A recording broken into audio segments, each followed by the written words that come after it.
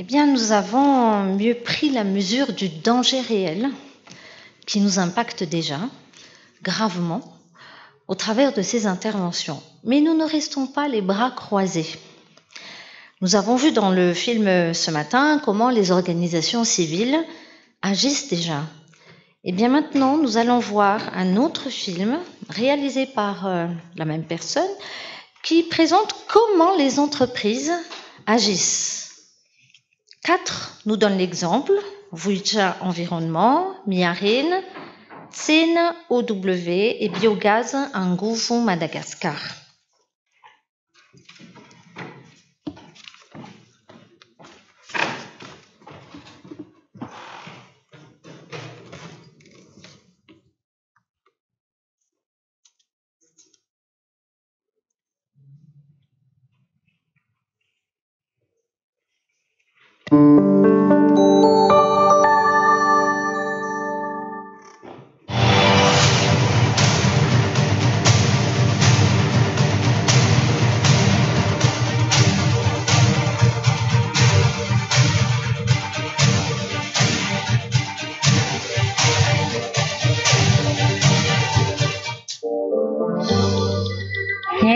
Zaho zao manana namana sepitra foana ny zanany isaky ny tonga alohan-taona satria eo no mampisy ny doro-tanety dia lany vola foana ry zareo entina any amin'ny dokotera satria ilay ankizy vokatry ny fahasemporana amin'ilay tontolo iainana satria isa-taona ny alohan-taona dia misy foana dia sepitra foana dia lasa mijaly ilay ankizy indray aman-dreniny koa mijaly mitondra anazy any amin'ny dokotera lany vola aman-karena dia araka ny sosokevitra ataoko izany dia tokony tsy intsony ny doro-tanety fa ny fako araka ny haingo dia azo ahodina ho atao charbon.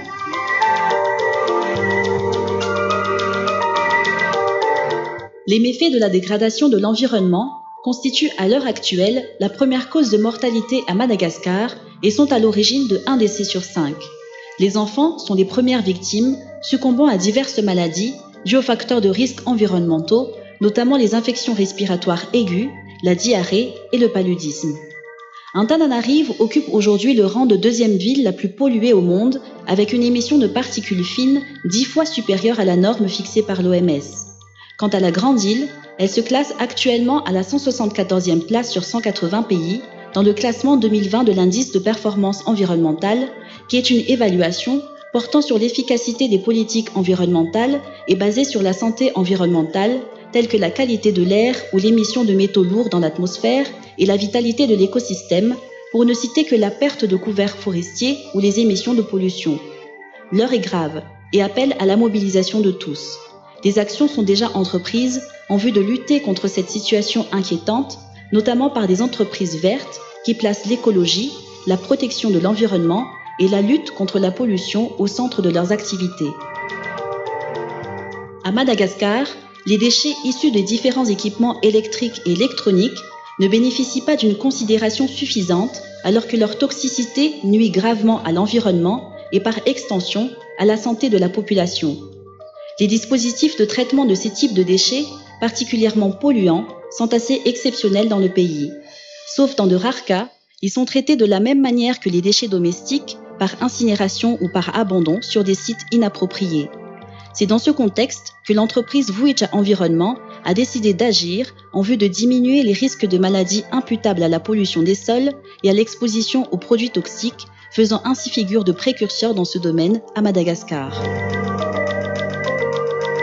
Vuicha Environnement est une société de traitement de déchets créée en 2005, mais notre activité a vraiment démarré en 2014 lorsque nous avons vraiment eu le temps de mettre au point des technologies avec les ingénieurs et les écoles d'ingénieurs ici à Madagascar au niveau du traitement des D3E, déchets électriques électroniques. Les limites par rapport à cette activité et la justification des investissements assez lourds pour pouvoir exercer donc ces traitements de déchets électriques et électroniques, car les quantités ne sont pas encore assez suffisantes. Et la deuxième limite est d'autre part la lenteur administrative au pays pour que la sensibilisation autour des impacts de ces déchets soit importante. Notre vision est de pouvoir transférer le savoir-faire engendré par rapport aux recherches que nous avons faites dans la région de l'océan Indien et l'Afrique. Si notre activité a subi 2 crises en 15 années d'existence, dans la crise politique en 2009 et cette crise sanitaire en 2020, pour l'instant, notre service est toujours indispensable dans le monde économique, social, environnemental et sanitaire. Il est donc primordial de renforcer la sensibilisation sur l'importance du respect de la nature, de la santé humaine. Et les activités produites pour y arriver est une création de richesse pour le pays.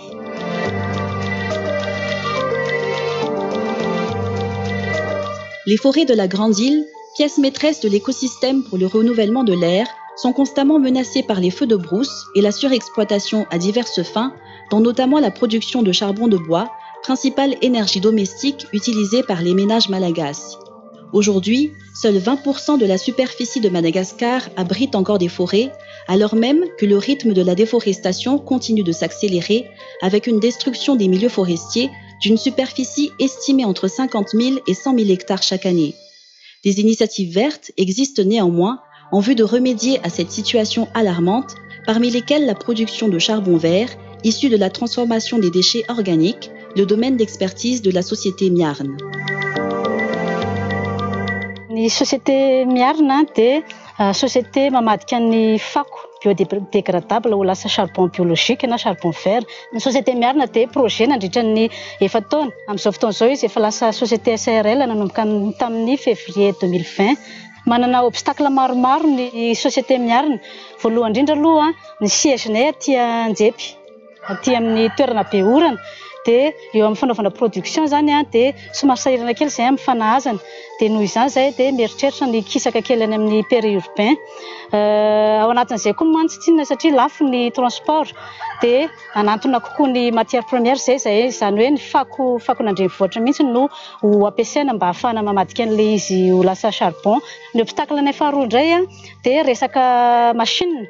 Amin'izao fotoan'izao ny demande betsaka par rapport ny offre satria tsy ampy ny machine ampiasainay. Machine anay zany vita local dia mbola ao anatin'ny phase de recherche et développement zay amin'izao dia be dia be zany teknika tsy tafavoakan'ny zareo. Ny tanjonay zany hoe mba tsy ho maro intsony ny kapa ala fa ny fako indray no avadika ho lasa charbon. Ny vehivavy ary indrindra ny tanora zany ho hahazo asa ao anatin'izay vina lavitresaka ho tanterahana izay. Raha ohatra ka miara-miasa tsika miara-mentana amin'ny fanodonana ny fako io lasa charbon dia reto avy no mety impact tsara be azontsika ao anatin'ilay izy. Voalohany mihena ny fanapahana ala dia hihena ny fako eto an-drenivohitra. Dia ho an'ny fahasalamana indray rehefa mihena ny fako eto an-drenivohitra satria io no tena nitarika pollution dia amin'izay fotoan'izay angambany hihena ny aretina maro samihafa.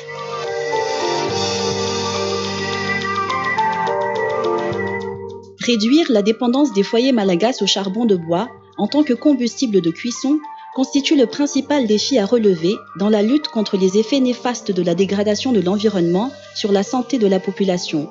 En effet, le charbon de bois présente un enjeu sanitaire considérable pour Madagascar dans la mesure où il favorise les maladies respiratoires.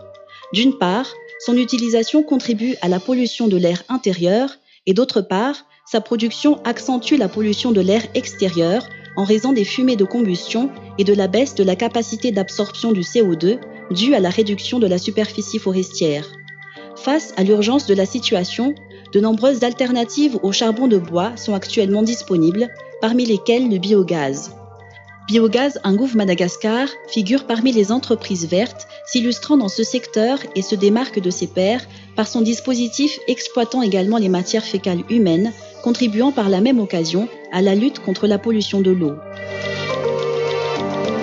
Biogaz Ingouv Madagascar dia entreprise iray mijoro ara-panjakana tamin'ny volana Aogositra 2024 izay misehatra eo amin'ny fahasalaman-bahoaka sy ny fiarovana ny tontolo iainana amin'ny alalan'ny fanodonana ny fako mora levina mba azahoana angovo fandrehatra sy zezika natoraly. Anisan'izany ny fako azahodina toy ny fako-tsakafo, ny taim-biby, ny ravin-kazo, ny fako na usine. Eny fa na dia ny tain'olombelona aza dia afaka avadika biogaz ihany koa. Misy foana nefa ny olana, anisan'izany ny tsy fahafantaran'ny olona ny biogazy sy ny fatahoran'ny olona mampiasa ny gazy, nefa ny biogazy dia gazy tsy atahorana hipoaka mihitsy.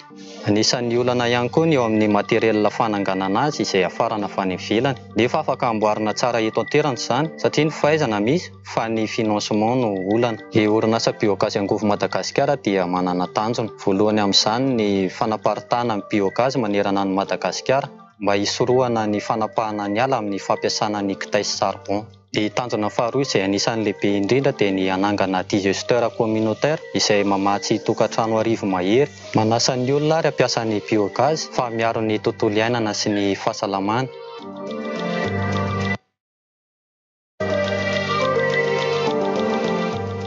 Pareillement au plastique, les serviettes hygiéniques jetables constituent une importante menace pour l'environnement à Madagascar. En effet, en raison de l'absence de dispositifs de traitement adéquats par rapport au volume important de déchets qu'ils génèrent, ils sont habituellement incinérés à l'air libre ou enterrés, sachant que ces produits hygiéniques mettent environ 500 ans à se décomposer, en plus de contenir des éléments toxiques pour le sol. Incinérés, la combustion des produits utilisés pour leur fabrication s'avère très dangereuse pour la santé. Jetés dans des endroits inappropriés, le plus souvent dans des systèmes de canalisation, ils participent grandement à leur obstruction, favorisant ainsi la montée des eaux usées, principaux facteurs des maladies infectieuses dans les milieux urbains. Une problématique à laquelle Senao contribue à remédier en militant en faveur d'une solution plus écologique, les serviettes hygiéniques réutilisables. Tsinao dia orinasa izay nitsangana heritaona lasa izay orinasa iray izay manamboatra sy mivarotra entana zéro déchet na zéro waste, zany hoe entana tsy miteraka fako, tsy mandoto ny tontolo iainana ary azo ampiasaina maharitra. Anisan'ny entana izay amboarinay ny serviette hygiénique lavable na culotte lavable. Ny antony mahatonga an'izay dia satria ny vavy anankiray mandritra ny fiainany dia manary eo amin'ny 10 000 15 000 serviette hygiénique jetable eo. Dia raha atao ny total dia ao anatin'ny taona iray 45 milliards ny isan'ny serviette hygiénique ariana maneran-tany zany. Ny fetra na sakana hitanay ato amin'ny Tsinao dia eo ny resaka fampivelarana ny orinasa amin'ny resaka famatsim-bola, dia eo ihany koa ny fanentanana ny olona hampiasa les protections hygiéniques lavables sy réutilisables satria tsy dia mahazatra ny olona loatra ny mampiasa an'ilay izy. Dia mila fanentanana bebe kokoa. Ny vinanay ato amin'ny Tsinao dia fiarahamonina malagasy tsy mandoto ny tontolo iainana amin'ny fiainana andavanandro ary mahita tombony amin'ny fomba fiaina lavitra ny fako. Afatra kely izay tianay ampitaina dia hoe ny fomba fiaina zéro déchet na zéro waste dia tsy zava-baovao antsika malagasy fa efa fomba fiaina nahazatra antsika hatr'izay. Ho an'ireo taranaka any aoriana dia manentana ny malagasy hitazona le fomba fiaina izay nahazatra antsika hatr'izay, manjifa entana ambongadiny, tsy mampiasa sachet plastique, fiarovana ny tontolo iainana dia fiarovana ihany koa ny fahasalamantsika ary fitsinjovana ny taranaka mampara. Les initiatives vertes en vue de lutter contre l'aggravation des risques environnementaux se multiplient à Madagascar, une démarche positive qui contribue à réduire leurs effets néfastes sur la santé de la population. Cependant, ces actions déjà entreprises s'avèrent encore largement insuffisantes au regard de la situation critique de l'environnement dans la grande île, appelant par conséquent à la mobilisation de tous pour des démarches spécifiques de lutte contre les méfaits de l'environnement, mais aussi par l'intégration urgente d'une démarche pro-environnementale et pluridisciplinaire dans toutes les interventions.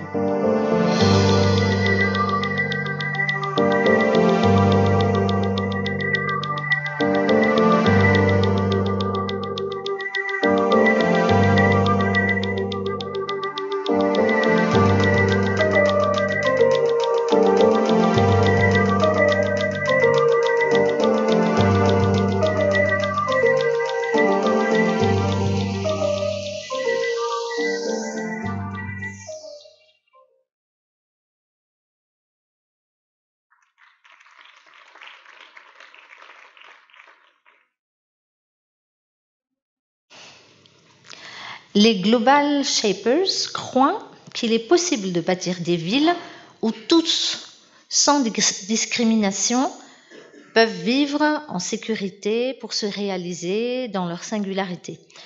Parmi ces jeunes engagés qui vivent et œuvrent pour impacter positivement leur communauté, j'ai le plaisir de vous présenter Tsilavu Korneramarla, des passionnés de chimie et d'alchimie des idées pour faire progresser les communautés. Bonjour à tous. A priori, comment vous sentez-vous après qu'on a regardé la vidéo tout à l'heure? Comment vous sentez en voyant les déchets, tous ces déchets? Comment vous vous sentez? Mal. Je me sens mal. Comment? D'accord. Avant tout, je voudrais remercier l'organisateur CCOC, avec leur partenaire à l'Institut l'IFM, l'ambassade de France et l'UNICEF, de nous avoir invités ici sur ce séminaire. Tsilavu Kornei, je suis chimiste avant tout. Donc, pourquoi j'ai opté pour la chimie? Parce que quand on entend chimie, on entend produits chimiques, on entend désastre. Vrai ou faux? Donc, il faut connaître la cause. C'est ça ma raison de choisir l'option chimie et de battre le feu contre le feu. Et je suis Impact Officer de Global Shapers du World Economic Forum de Genève.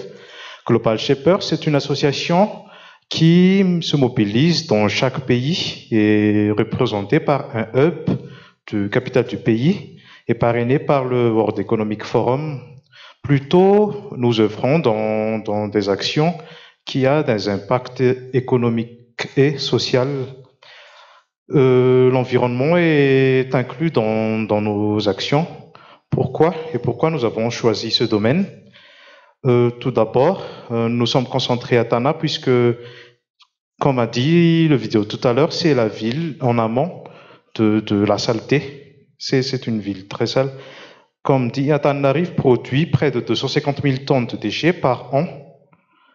Et donc, conscient du potentiel économique du recyclage aussi et des conséquences désastreuses sur l'environnement dues à une faible politique de gestion de déchets, c'est pour cela que le hub du Global Shapers Antananarivo agit dans le domaine environnemental.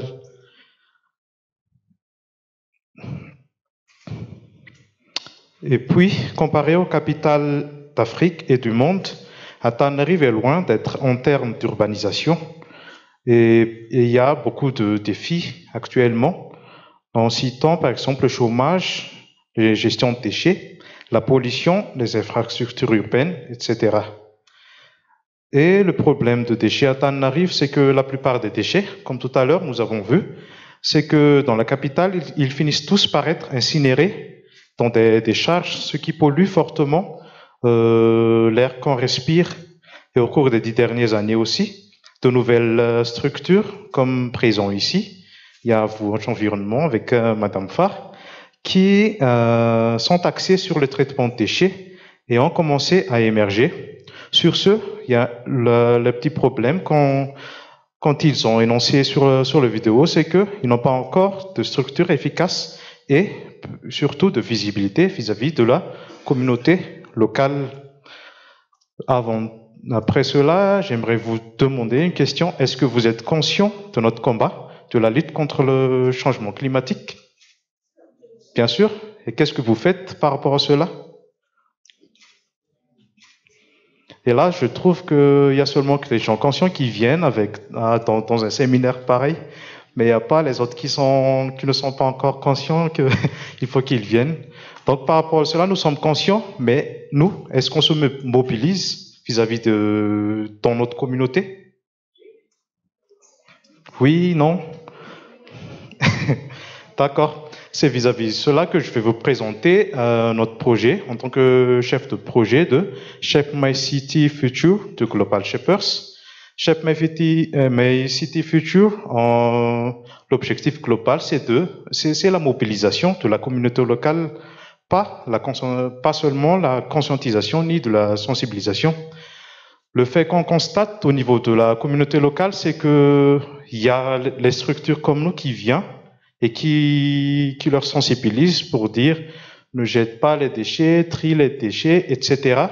Mais après, qu'est-ce qu'ils vont faire? Ils vont nous attendre à le faire. Ils ne le font même pas, mais c'est nous c'est à nous de le faire pour eux. Donc, la solution qu'on va apporter, c'est de mettre une plateforme, d'établir une plateforme de mobilisation, de gestion de déchets au niveau d'un quartier. Pour ce faire, et c'est dans le projet de Global Shapers aussi, on met une synergie entre trois parties, les acteurs, les principaux acteurs de l'environnement. Je classerai plutôt trois grandes parties à noter, les parties publiques ou étatiques, les parties privées et les parties locales, disons la communauté de base. Donc, on va nous mettre en relation avec eux. Pourquoi? Si je dis à une personne lambda qu'il faut trier les déchets, elle ne va pas savoir pourquoi, ni comment, ni tout ça. Mais c'est à nous de les montrer. Donc, nous vivons avec eux, nous entamons un acte communautaire avec eux pour les faire savoir que c'est eux-mêmes qui doivent se mobiliser pour leurs propres déchets. Et après, en troisième partie, il y a la valorisation de ces déchets qu'on en trouve. Le plan d'action du hub, on a déjà tout d'abord identifié un grand nombre d'organisations, comme je note encore avec Forge Environnement qu'on a déjà contacté, qui opèrent dans la transformation et la valorisation de déchets. Et comme j'ai dit tout à l'heure, le problème de ces groupes, c'est tout d'abord, ils sont dispersés et ils manquent de visibilité et donc un impact global moindre.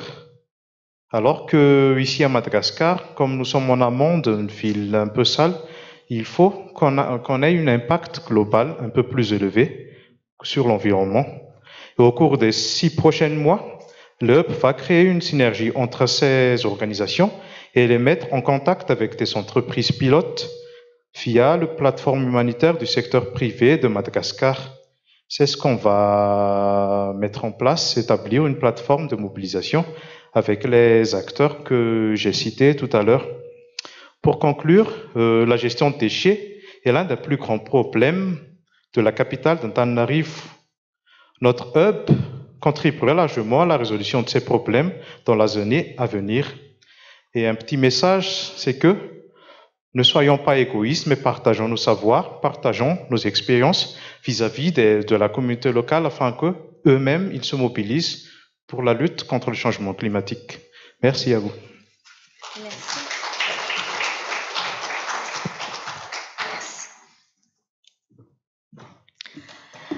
Nous abordons maintenant le troisième thème de cette journée qui est riche et intense. Changements environnementaux, des gestes simples pour une meilleure santé. En repartant, donc, nous allons tous pouvoir adopter ou renforcer de nouvelles habitudes à communiquer autour de nous.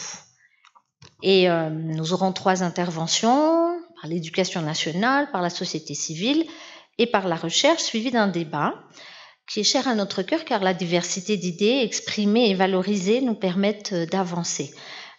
La modératrice de cette partie sera Madame Charlotte Désé de l'ambassade de France.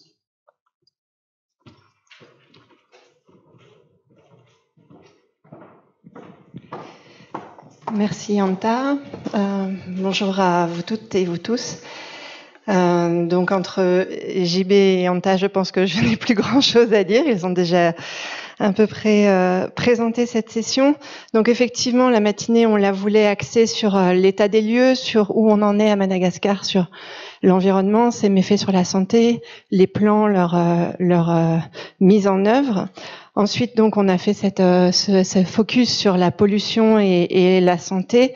Et donc, maintenant, on voulait finir par un point positif, même si, à plusieurs reprises, vous l'avez vu dans la journée, on a déjà parlé de nombreux gestes simples. Vous en avez cité beaucoup. On en a présenté à travers les films. Et donc, on voulait prendre effectivement 3 angles, celui de l'éducation nationale, celui de la société civile et celui de la recherche. Avant d'appeler les intervenants, nous voulions vous présenter l'association Fakoturi. Alors, je vais me faire leur porte-parole. Peut-être il y a des gens de Fakoturi dans la salle.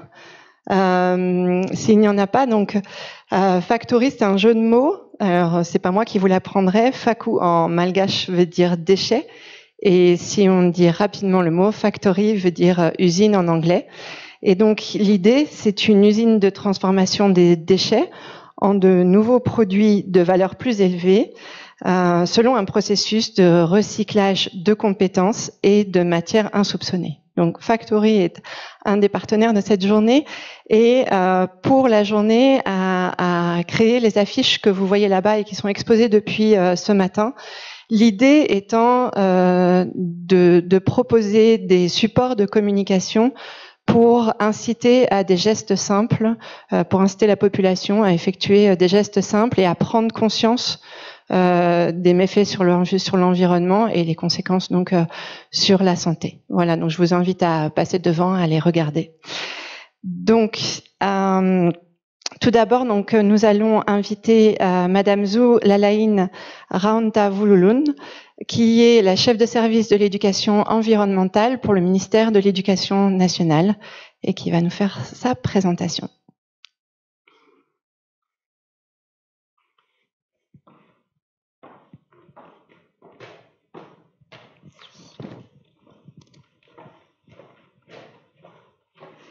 Mesdames et messieurs, bonjour. L'éducation a été mentionnée maintes fois ce matin et j'ai fait exprès de ne pas intervenir parce que notre présentation était programmée pour cet après-midi. Donc, pour le ministère de l'Éducation nationale, l'un de ses objectifs est d'améliorer la qualité de l'éducation d'ici 2030. Quand on parle d'éducation sur l'environnement au sein du ministère, il y a différents documents cadres qui la régissent. Donc, premièrement, il y a le plan sectoriel de l'éducation et il y a aussi le cadre d'orientation et d'organisation des curricula malagasy, la politique nationale d'éducation relative à l'environnement pour le développement durable et le plan national d'éducation relative au développement durable. Donc, quand on parle d'éducation sur l'environnement, il y a tout d'abord la dimension qui est traitée dans les programmes scolaires. Donc, l'éducation sur l'environnement est traitée transversalement. Elle est traitée dans différentes matières comme la science naturelle, l'éducation civique, la géographie et tant d'autres matières. Les cibles de l'éducation sur l'environnement ce sont les apprenants dans tous les niveaux, du niveau primaire au niveau secondaire. Différents thèmes sont traités, l'environnement, l'eau, l'air, le sol, la plante, etc. Et le développement durable est également abordé. Donc, vous pouvez voir en bas les images de quelques planches pédagogiques que nous avons conçues et diffusées auprès de plusieurs établissements scolaires à Madagascar. Comme vous pouvez voir, nous avons traité dans ces planches la pollution de l'air, la pollution du sol. Et il y a aussi cet outil porte-clés d'apprentissage qui traite différentes thématiques concernant l'environnement et le développement durable. Donc, en plus de ceux qui sont traités dans le programme scolaire, le service de l'éducation environnementale au sein du MEN a pour mission d'assurer l'éducation à l'environnement et au développement durable.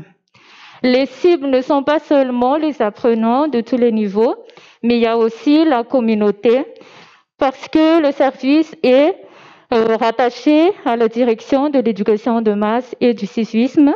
La principale cible est donc le citoyen. Comme activité, donc, nous proposons des formations, des sensibilisations, des renforcements de capacités. Les formations et le renforcement de capacités sont destinées aux enseignants Les sensibilisations se font aux établissements scolaires. Nous faisons aussi des conceptions d'outils de communication destinés aux élèves et toute la communauté. Par exemple, il y a des flyers, des affiches, mais nous avons aussi produit des émissions radio, émissions qui sont passées à la RNM tous les matins.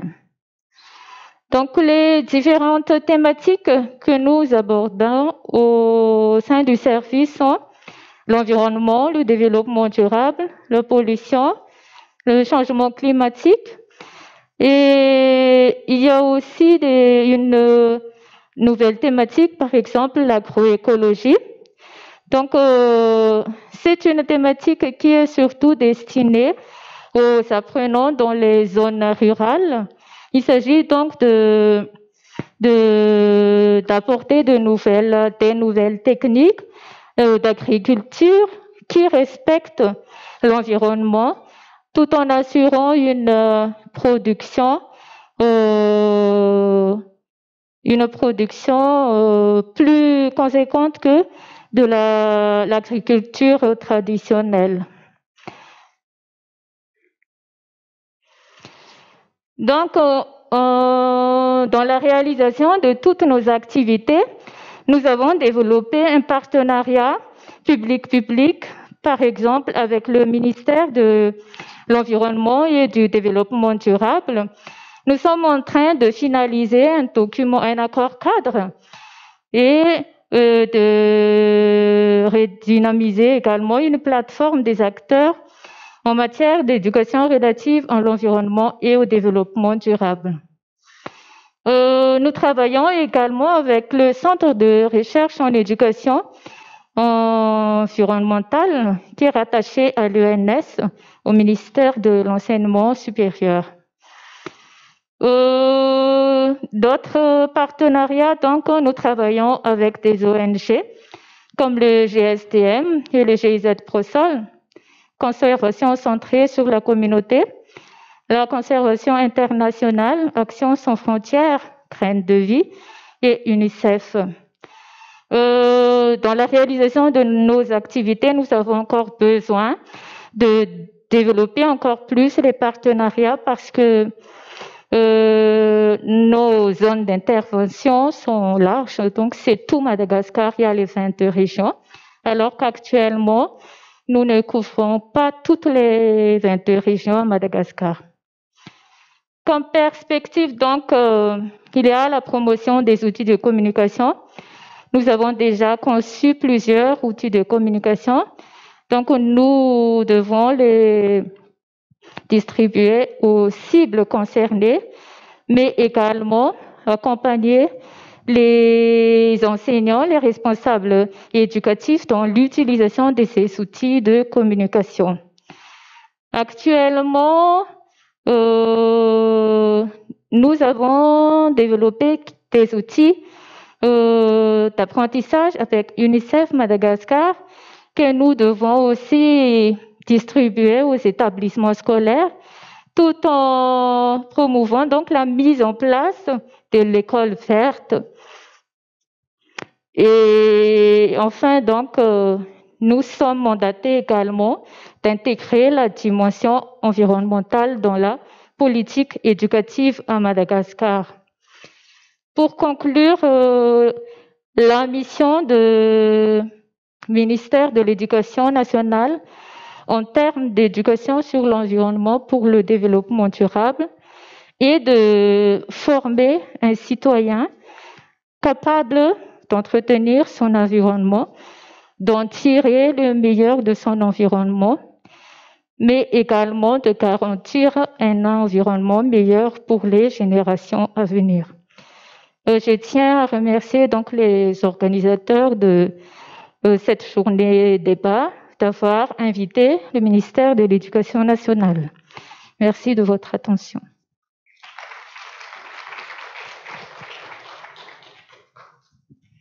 Merci beaucoup. Donc effectivement, cette présentation rejoint ce qu'on disait ce matin. Les enfants sont l'avenir de ce pays et ils doivent aujourd'hui être formés le mieux possible à l'environnement pour qu'ils protègent l'environnement de demain. Je pense aussi qu'on pourrait effectivement demander à ces enfants d'être les ambassadeurs de l'environnement dans leur famille et d'être les garants des bons gestes. Et parfois responsabiliser nos enfants, ça donne des résultats intéressants. Donc peut-être à ramener chacun chez soi ce soir en disant bon, ceux qui ont des enfants ou des plus jeunes, eh bien tu es maintenant le garant de moins de bouteilles en plastique, moins de déchets, moins de gaspillage et pourquoi pas, on peut se retrouver dans quelques semaines ou quelques mois pour voir les effets de nos gestes simples. Donc maintenant, nous avons vu l'apport du gouvernement. Nous allons passer côté société civile avec Madame Léonie Ranarisson, que j'invite à venir sur l'estrade. Donc Madame Léonie fait partie de l'association de groupe de réflexion énergie, qui est, vous me direz si je me trompe, une plateforme informelle d'experts contribuant proactivement au développement de l'accès à l'énergie durable pour tous à Madagascar. Et je pense que ça va être une présentation intéressante parce qu'on n'a pas tant parlé de l'énergie que ça aujourd'hui. Je vous laisse la parole. Je vous remercie de m'avoir donné la parole. Effectivement, on n'a pas beaucoup parlé d'énergie aujourd'hui, mais par contre, quand on parle de pollution, le secteur énergie contribue dans peut contribuer à l'atténuation de la pollution. Quand on parle également de pollution de l'air, il y a transport. Quand on parle de tout ce qui peut être déchets, il y a aussi transformation des déchets en charbon. On parle d'énergie de cuisson. Donc aujourd'hui, permettez-moi de vous présenter un de nos moyens de sensibiliser les gens, disons, aux éco-gestes, des gestes simples, des gestes que tout le monde peut faire. L'État a parlé tout à l'heure, mais nous, en tant que citoyens, nous sommes également responsables. Tout à chacun, nous sommes responsables de nos actes, de nos activités. Donc, pour ma part, j'ai emprunté les matériels didactiques d'une école. Non pas que vous soyez des enfants, mais que c'est facile à comprendre et que c'est facile également de faire passer le message. J'ai parlé tout à l'heure des éco-gestes concernant le transport.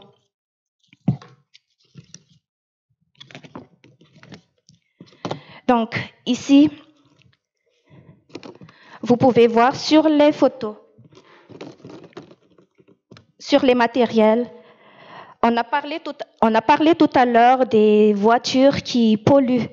On a suggéré de faire les visites techniques sont à améliorer.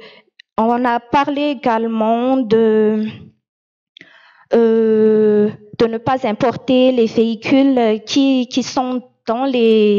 ne sont plus en très bon état. Pour ma part, en tant que personne qui utilise les voitures, il est de notre responsabilité de prendre soin de nos voitures, de les réviser, sa voiture, de prendre soin. Également, dans le secteur ici en ville, on a souvent besoin de se déplacer pour rejoindre nos lieux de travail, nos lieux d'occupation pour nos activités habituelles. Donc, si c'est pas loin, il est conseillé de faire un peu de sport, prendre le vélo, marcher, c'est bon pour la santé. Mais également, c'est bien de prendre également le transport public, qui est également encore un autre sujet à débattre, mais c'est mieux de prendre un transport en commun pour ne pas sortir chacun sa voiture. On aura l'embouteillage, on aura la pollution et on se retrouve chacun prisonnier dans la route. Mais également, c'est bien de penser que quand on prend, on est souvent face à notre, on se précipite et souvent on oublie que c'est bien de prendre le transport en commun. Je vais entamer également sur le côté énergie, électricité. Souvent, nous ne faisons pas attention. Par exemple, j'ai un téléphone, 2 téléphones, un ordi. Je le charge toute la nuit et je n'éteins pas. Ça, c'est une consommation déjà d'énergie. Donc, il est conseillé de charger le téléphone dans la journée. Le mode veille de la télé, c'est pas conseillé. Ça consomme encore de l'électricité. Il est conseillé d'utiliser des multiprises avec interrupteur. Et quand on a la flemme de se lever pour éteindre la télé, mettre à côté de soi et l'éteindre après. Comme ça, on n'aura pas à se lever. Ça, c'est une pratique. On n'a pas besoin d'attendre le gouvernement pour l'appliquer. Hein. Ça, c'est un geste que moi, que vous, que chacun de nous peut faire. À part cela également, profitons de la lumière naturelle. Nous, en tant qu'île, nous sommes gâtés sur cette richesse qui est le soleil. Donc, profitez du soleil, ouvrez la fenêtre, n'allumez pas la lumière pendant la journée et surtout n'oubliez pas d'éteindre quand vous n'en avez plus besoin.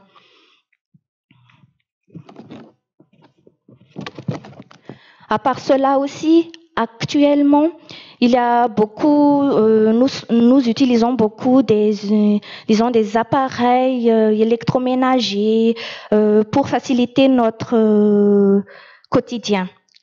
Je vous conseille de voir les possibilités de ne pas utiliser les appareils énergivores. Il y a déjà des options. Si on a la possibilité d'acheter ces appareils électroménagers, on peut très bien voir il y a les marques A+, A++, A+++, qui marquent que c'est un appareil non énergivore. Donc, il vaut mieux utiliser les appareils non énergivores. Et dans ma lancée, je continue avec le mail-in. On pense que quand on utilise le mail, on ne pollue pas, on ne contribue pas à la dégradation de l'environnement. Mais si, on contribue, surtout quand on partage. Normalement, quand on envoie un mail, il est mieux d'envoyer seulement au principal destinataire, non pas envoyer à tous.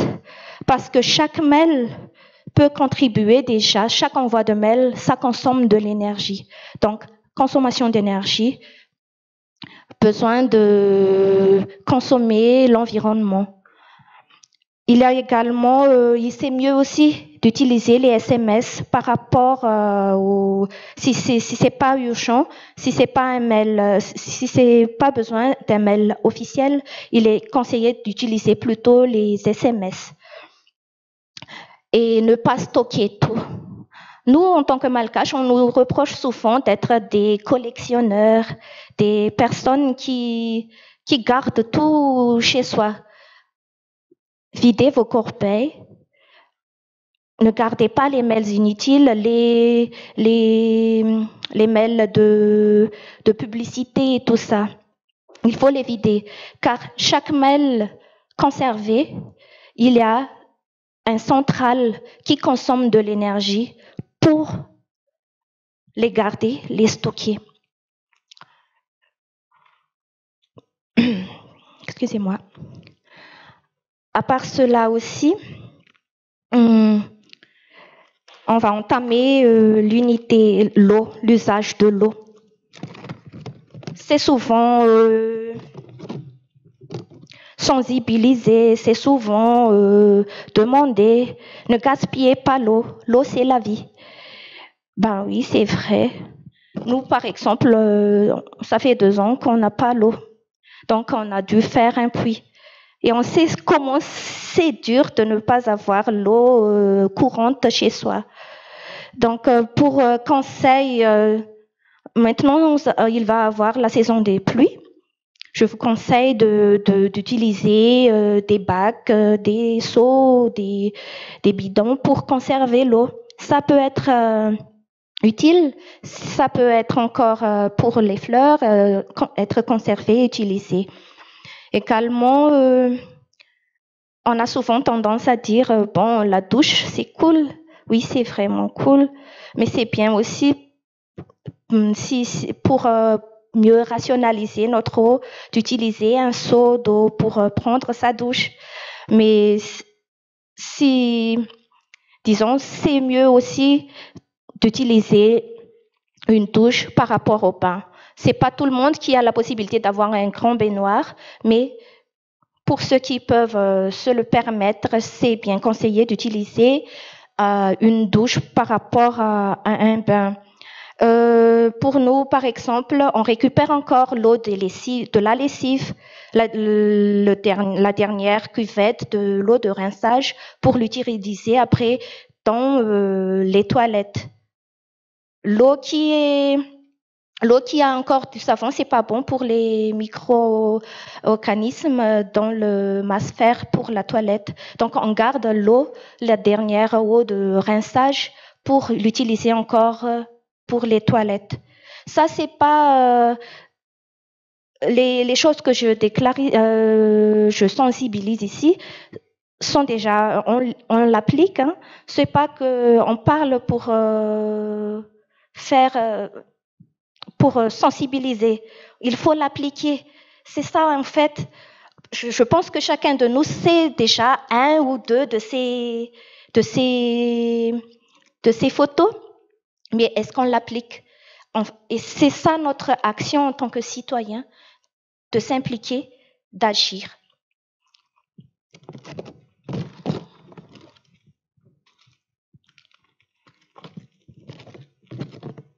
Et je viens au nerf de la guerre, comme on dit, le charbon.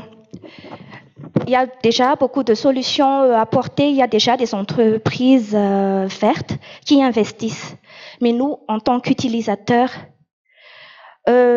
pour ma part, par exemple, mes parents avaient l'habitude d'allumer le feu sans préparer au préalable les choses qu'on va mettre sur le feu.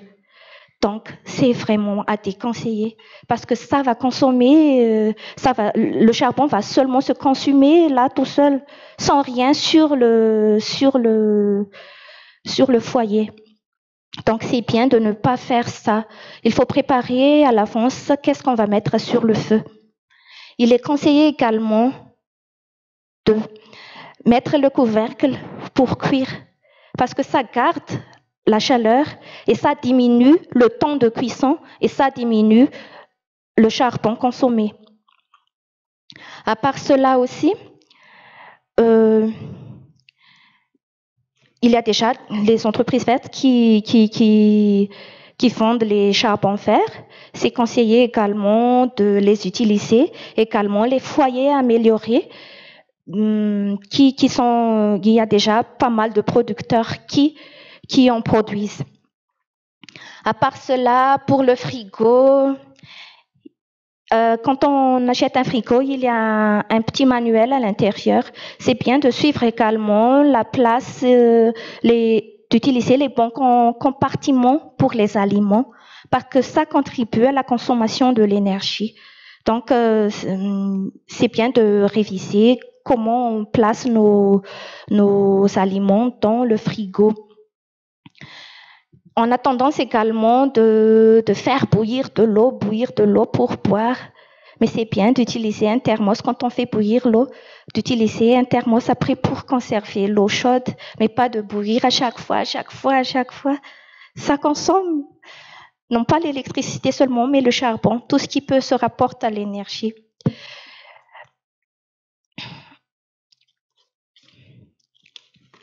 Et comme des solutions déjà proposées,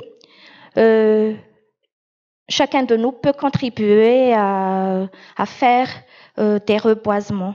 Souvent, on a dit quand on était petit que c'est pas bien de reposer. Quand on est petit, ça fait mourir et tout ça. Mais bon, c'est pas vrai. Il faut toujours prendre responsabilité, encourager nos enfants à participer. Et peut-être, il ne faut pas aussi attendre seulement les écoles à faire. En tant que parents, on peut travailler avec les écoles de nos enfants pour les initier, pour organiser des reboisements avec eux ou des activités qui puissent contribuer à la protection de l'environnement. Souvent, on a tendance à dire que c'est l'affaire de l'école, c'est l'affaire c'est l'affaire de l'État. Mais nous, en tant que parents, on peut très bien contribuer à ces activités et initier même.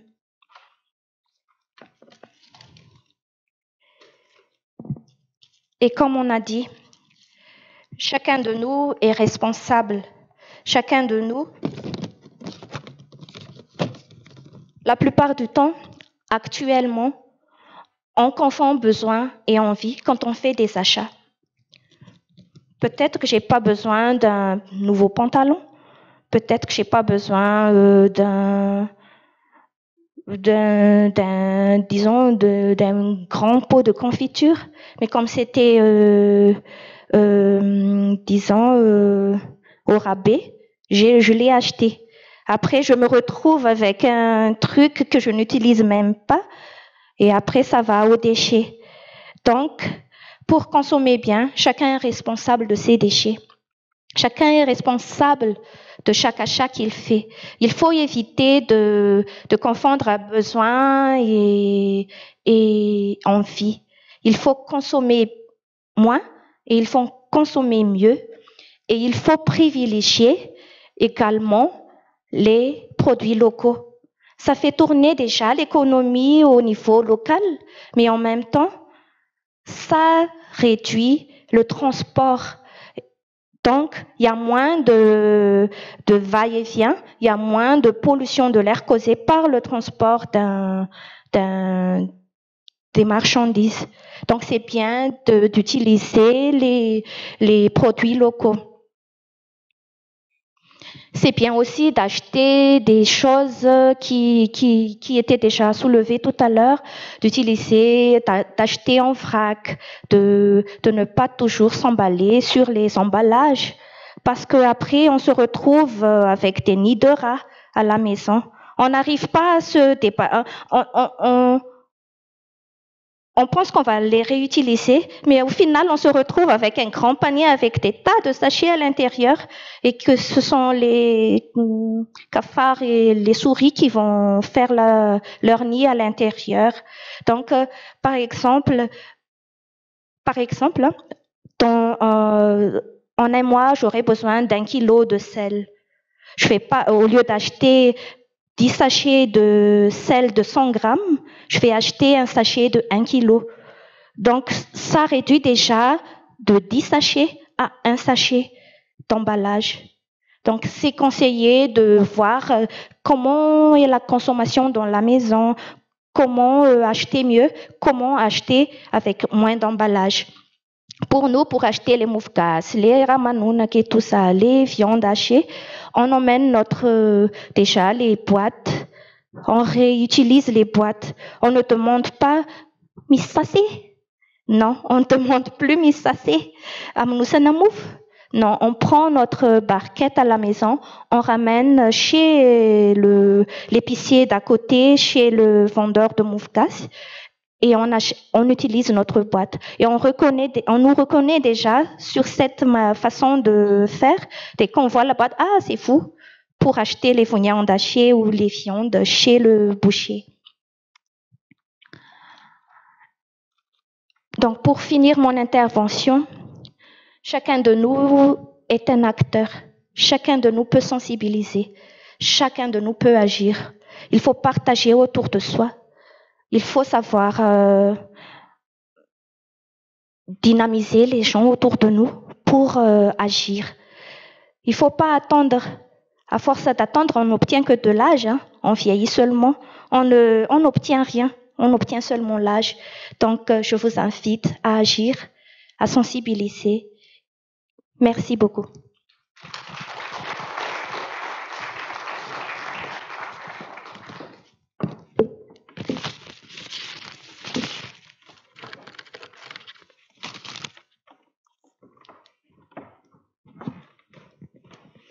Merci beaucoup, Madame Léonie. Alors, je vais suivre les conseils de Madame Léonie. Je vais vous partager juste un ou deux petites choses que je fais. On parlait des mails tout à l'heure.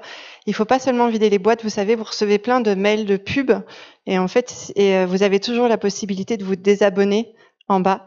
Et ça évitera de recevoir de nouveau ces pubs que vous regardez jamais et qui mangent votre espace dans votre boîte mail. Donc, pas seulement les vider, mais se désabonner. Ça prend un petit peu de temps, mais alors parfois ça revient, mais au bout d'une ou deux, enfin au bout de 2 fois en général, on les reçoit plus.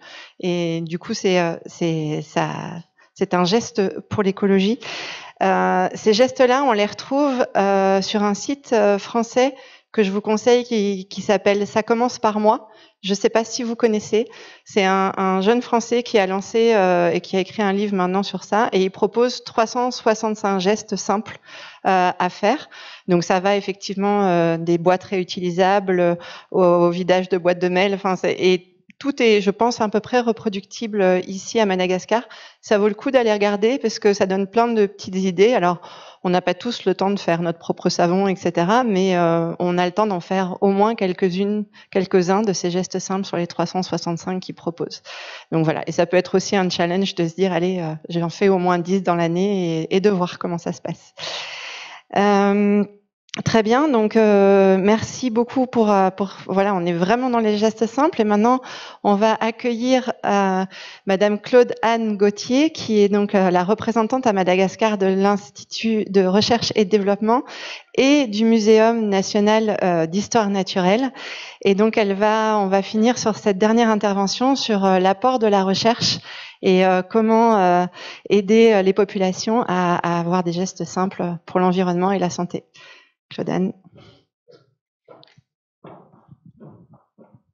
Merci Charlotte. Bien, bonsoir à tous. Merci aux organisateurs de m'avoir invité à faire cette intervention pour vous parler un petit peu de cette recherche et de la façon dont on peut passer de la recherche à des pratiques, à des gestes simples pour une meilleure santé des communautés dans les campagnes de Madagascar. Je vais vous donner tout d'abord quelques éléments de cadre, qui sont les cadres des organismes de recherche que je représente ici à Madagascar, donc l'IRD et le MNHN. La recherche pour ces organismes-là, c'est une recherche qui doit être au service du développement, et plus particulièrement au service des 17 objectifs pour un futur durable, les fameux 17 ODD qui sont réunis autour de cette planète, mais qui en réalité sont un ensemble qui interagit et qui concerne à la fois tout l'ensemble de l'environnement, tout l'ensemble des sociétés, également la dimension économique, et tout ça est relié et interagit, et on doit s'y intéresser dans la globalité, dans l'interaction. La dynamique qui est derrière cette recherche ou qui nous motive maintenant, c'est ce que l'on appelle la science de la durabilité. La science de la durabilité, ça fait un petit peu sortir les chercheurs de leur tour d'ivoire et ça leur donne la possibilité d'interagir avec les sociétés. En particulier, quand on parle de science de la durabilité, eh bien, on parle de co-construction. On parle de co-construction entre la recherche et les attentes de la société. Une société qui interpelle les chercheurs et leur demande des solutions, leur demande de faire des propositions pour aider à relever les défis sociétaux, les défis environnementaux. Donc, cette co-construction, c'est un défi en tant que tel, puisqu'il s'agit avant tout de mettre en place un dialogue entre des acteurs de la recherche et de la société pour créer un savoir collectif et imaginer des solutions partagées. Alors tout ça, c'est théorique. Essayons de voir si on est capable de rendre ça réel. Je vais vous présenter 2 exemples que je vais développer un tout petit peu dans le temps qui m'est imparti. Tout d'abord, celui de l'IRD qui a travaillé dans le cadre d'un projet la synergie entre sécurité alimentaire et la vie sur Terre. J'aime beaucoup ces représentations qui ont été faites par le Stockholm Environment Institute qui montrent comment les objectifs du développement durable sont imbriqués les uns dans les autres. Vous avez au milieu l'objectif 15, c'est la vie sur Terre. Vous avez à gauche de l'image la production, l'agriculture.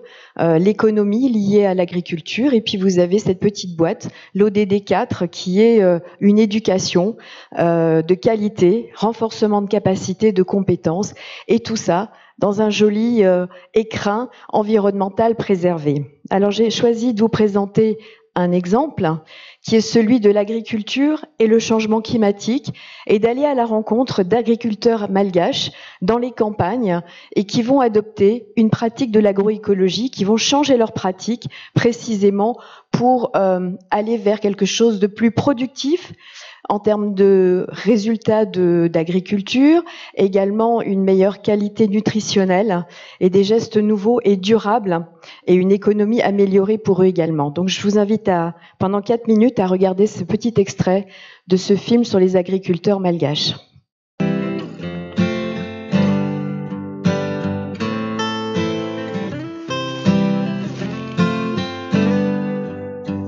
Les scientifiques ont réussi à démontrer que les sols cultivés émettent des gaz à effet de serre comme le gaz carbonique ou le méthane. Ces émissions gazeuses contribuent à leur niveau au réchauffement climatique de la planète. Dans la lutte engagée contre les bouleversements climatiques, est-il possible aujourd'hui de diminuer ces émissions de gaz issues de l'agriculture? Et l'agroécologie peut-elle apporter des solutions? L'agroécologie est un ensemble de pratiques agricoles qui visent non seulement à améliorer la production végétale, mais également à maintenir l'environnement et à favoriser les processus écologiques tels que la séquestration du carbone, qui vise à limiter le réchauffement climatique. À Madagascar, une expérience en agroécologie est actuellement menée. Elle consiste à former des paysans aux nouvelles techniques agricoles. Et c'est le cas de la famille Rambo-Lamanarivo. Za dia raha mbola manarivo minina ny anarako dia tiranga ty fanambadianako Rakoto Malala Jean de Mata ny anarany. Izahay dia tantsapam-boly 40 taona tampona mivadiana izao amin'izao fotoana izao dia manana zanaka 4 menada. Zay dia mamboly eny tampo-tanety. Nefa ny tampo-tanety manta.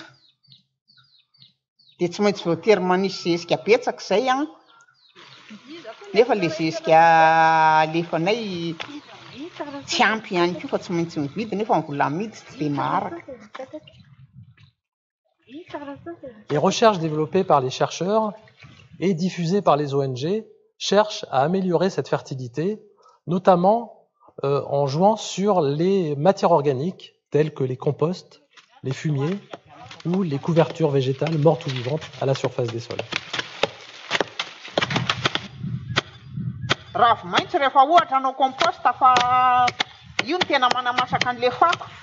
AgriSud est très sensible à la sécurité alimentaire des producteurs. Elle a mis en œuvre un programme qui fait la promotion des pratiques agroécologiques qui augmente en même temps la production et protège l'environnement. L'efficacité de toutes ces pratiques ont été validées par les chercheurs de l'IRT et le laboratoire de radioisotopie. Ny ona tamin'ny AgriSud zay a nandritra ny 5 taona zay dia mba fa nisy fiovana kely ny fambolena taonay satria nampianatra anay nanao compost izy. Le compostage est un procédé biologique qui permet la transformation de matières végétales de façon à récupérer des éléments riches en minéraux et matières organiques qui sont ensuite incorporés aux terres agricoles afin de les enrichir. Nampiasa compost zay dia nampiasainay compost afaka ny vary dia ny tatarina dia namboly courgette zay, namboly concombre zay, namboly dabi zay, namboly tsaramaso zay, zay nambolenay amin'ny compost dia tsara tarehy be ny vary avy eo eny atambary nanaovanay an'izany. Donc j'aime beaucoup cet exemple parce qu'il fait vraiment le lien entre la recherche et la possibilité d'avoir des applications, des transformations en gestes simples. Mais de la recherche, aux paysans, il y a un médiateur. Et le médiateur est essentiel. C'est en l'occurrence l'ONG AgriSud qui travaille avec ces communautés depuis très longtemps et qui peut faire passer les messages. C'est un passeur de connaissances, un médiateur de connaissances et c'est essentiel bien souvent pour que les informations de la recherche puissent arriver en gestes simples et être appropriées dans les campagnes, par exemple comme ici. Voici donc ce premier exemple. Je vous emmène à présent sur une autre opération qui est une opération conduite par le MNHN et qui recherche une synergie entre le droit à l'accès aux soins de santé de base et la gouvernance de l'environnement dans une aire protégée communautaire. Encore une fois, j'utilise ce petit dessin qui montre bien au cœur du dispositif l'importance de l'objectif 17, qui est les partenariats en particulier. Une opération de soins jusqu'à la gouvernance de l'environnement, ça implique beaucoup de monde, ça implique d'avoir des relations, de co-construire des choses entre acteurs a priori différents. Tout ça pour atteindre l'objectif 3, qui est celui de l'amélioration de la santé et qui résout aussi jusqu'à un certain point, certaines inégalités sociales, notamment la facilitation de l'accès pour les femmes aux soins et à l'économie. Donc voyons concrètement à travers l'exemple comment c'est possible et comment c'est devenu possible. C'est un travail de longue haleine et c'est une histoire qui a commencé il y a 20 ans avec ce monsieur qui est en bas de l'image, qui est un prince sakalav de la côte ouest malgache et qui considère dans sa tradition que les propithèques couronnés que vous voyez là sont des incarnations des ancêtres. Et ce monsieur a souhaité que l'on puisse protéger l'intégralité du site et a demandé au muséum de l'aider à faire ça. Et donc, l'affaire a commencé de cette façon-là, et les personnes du muséum qui sont arrivées sont donc des personnes qui sont des gens qui travaillent sur la biodiversité, la connaissance, la conservation, et qui sont arrivés en appui auprès de ce personnage pour l'aider à protéger son site, à restaurer, à préserver les forêts. Mais quand il y a 800 personnes qui habitent sur une telle communauté, eh bien très vite, on arrive vers le problème de base, qui est la conservation, qui conduit à l'accès aux services de base. Donc de conservateurs, d'observateurs, de scientifiques, on en vient à s'intéresser aux services de base, on en vient à s'intéresser à comment faire en sorte que la communauté qui vit là va changer ses pratiques pour aller vers une meilleure alimentation et va aller chercher peut-être aussi la médecine moderne. Le contrat social qu'on a toujours eu dans cet endroit-là, on est venu en appui aux pêcheurs, on est venu en appui aux écoles, à l'accès à l'eau, au petit maraîchage, à la construction de périmètres irrigués. Mais le contrat social, j'ai écrit développement contre conservation. C'est absolument pas ça. C'est développement pour conservation. Au même titre, c'est conservation pour le développement. Alors voilà ce qu'on a fait. Et puis, bien entendu, on s'est trouvé confronté à la question stricte de la santé. Et quand je suis arrivée sur ce site en 2000, eh bien, on s'est rendu compte qu'il y avait un recours exclusif aux soins traditionnels. Le prince est praticien, un peu marabouteux, les matrones sont très présentes et cette scène-là est restée gravée dans ma mémoire.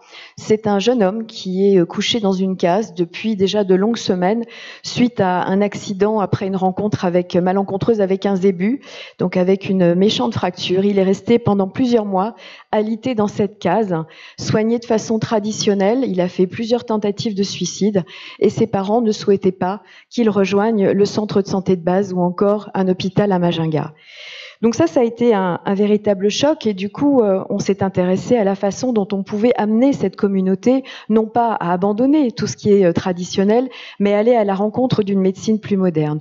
Donc on a mis en place une stratégie d'accompagnement, beaucoup d'investissements, des socio-organisateurs, des sociologues nous ont accompagnés et on a fait des formations de sensibilisation, mais surtout, on a fait en sorte que les malades puissent aller à la rencontre de la médecine moderne quand il y avait des cas difficiles. Et bien souvent, on allait chercher les médecins pour les amener au contact des communautés. Et c'est une sorte de façon d'apprivoiser finalement cette médecine moderne qui était tout l'enjeu du travail que l'on a fait dès les années 2000. Quel résultat? Très rapidement, en fait, on s'est rendu compte qu'il y a eu une normalisation du recours aux services de santé modernes. Très rapidement, on a pu mettre en place un premier agent de santé communautaire. Très vite, en 2009, on nous a demandé de construire une case sanitaire. Et puis, on a discuté avec le centre de santé de base le plus proche et bien entendu la communauté, pour mettre en place un contrat social. On a posé la première pierre, on a construit la case sanitaire que vous voyez en haut de l'image. Et le deal était le suivant, le contrat était simple. Le muséum construisait l'infrastructure et l'équipait. Le CSB mettait à la disposition de la case sanitaire 2 fois par mois un agent de santé. Et la communauté apportait de l'eau et le repas au personnel soignant présent. Et ça a fonctionné et ça fonctionne toujours très très bien puisque cet été, au mois de juillet de cette année, eh bien le CSB a mis en place un agent sanitaire permanent à cet endroit-là. Et là, le contrat social, c'est à la communauté locale de construire l'habitation, la maison de ce personnel en échange des soins qu'il va prodiguer avec l'appui du CSB. Et en fait, là aussi, je vous parlais de passeur tout à l'heure, de médiateur, la personne ressource de tout ce projet-là, au-delà des sociologues et autres, c'est cette dame que vous voyez à gauche de l'image, qui s'appelle Rassaz, qui est donc sage-femme, et qui, dès le début de notre arrivée, dès l'année 2000, en fait, a été là en bruit de fond et nous a accompagnés. Elle est venue régulièrement sur le site, à discuter avec les gens et a fait en sorte que finalement cette notion de médecine moderne puisse passer comme quelque chose de normal, de nécessaire même pour mieux vivre. Voici juste quelques chiffres de l'utilisation de cette case sanitaire entre 2018 et 2020. Vous voyez qu'il y a toutes sortes de choses, des consultations de base, mais également des consultations périnatales, vaccination, circoncision. Et puis, aujourd'hui, eh bien, cette case sanitaire est au cœur, finalement, ou en tout cas, c'est un des nœuds du maillage de tous les appuis sociaux qui ont été mis en place sur ce site et qui ont été mis en place à la demande de la communauté locale, que ce soit des puits, des ponts, des barrages, etc. Et donc, c'est devenu un endroit stratégique où les gens viennent se soigner et également se rencontrer. Plus encore, on a fait l'année dernière un travail sur un diagnostic socio-économique du site et on se rend compte que dans les activités génératrices de revenus, eh bien la santé est désormais le moyen d'améliorer ses ressources. Je pense aux agents communautaires notamment. Donc, voilà comment, très simplement, en discutant, en échangeant avec les gens, on passe de choses de conservation, de biodiversité, de conservation de l'environnement, vers des problématiques qui ont vocation à améliorer le quotidien des gens, améliorer leur vie, tout simplement. Et je dirais donc que la recherche, à travers ces deux exemples, eh bien, elle peut en quelque sorte aussi participer pleinement au cercle vertueux en apportant des solutions et des approches, comme dans le deuxième exemple, qui sont bonnes pour la santé des hommes et aussi de son environnement, contribuer au développement et au mieux-être des populations les plus vulnérables. La recherche a sa place et c'est ce pourquoi on milite dans nos organismes de recherche. Voilà, et je vous remercie de votre attention. Ces dames que vous voyez là, je les ai vues grandir et vous voyez qu'aujourd'hui, elles sont magnifiques et en très bonne santé. Je vous remercie de votre attention.